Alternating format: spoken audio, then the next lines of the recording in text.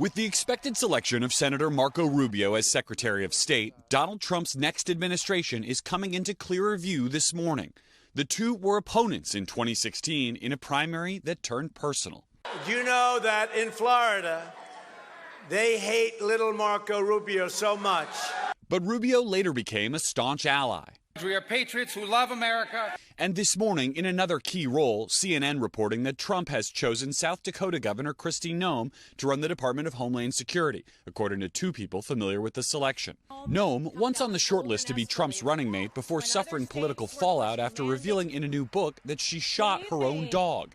How are you guys? Trump also naming Florida Congressman and former Green Beret Michael Waltz to be National Security Advisor, and outspoken ally New York's Elise Stefanik as UN Ambassador. All set to play a crucial role advising the president-elect on national security and the ongoing wars in Europe and the Middle East.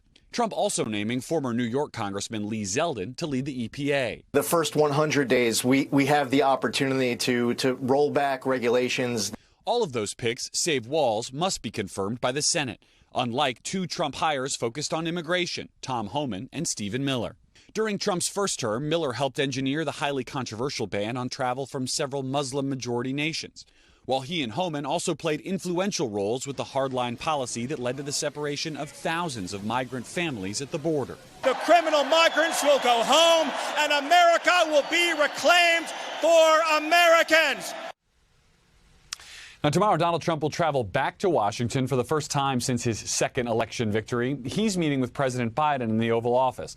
But right now, there's no indication that Melania Trump will be joining him for any kind of meeting with the First Lady. And as of yet, there's no meeting announced between incoming Vice President Vance and the woman he and Mr. Trump defeated, Vice President Harris.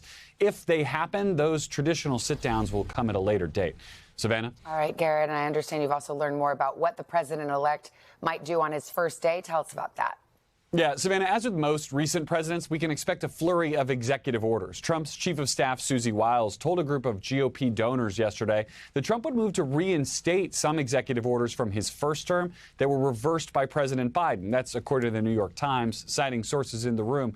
Now, Wiles wasn't specific, but those actions could include things like Trump's ban on travel from those Muslim-majority nations, actions on climate, on drilling, and, of course, on his top priority, sealing the border.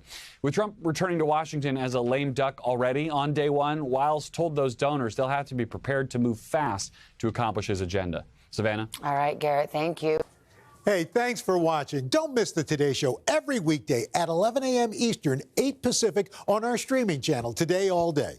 To watch, head to today.com/allday or click the link right here.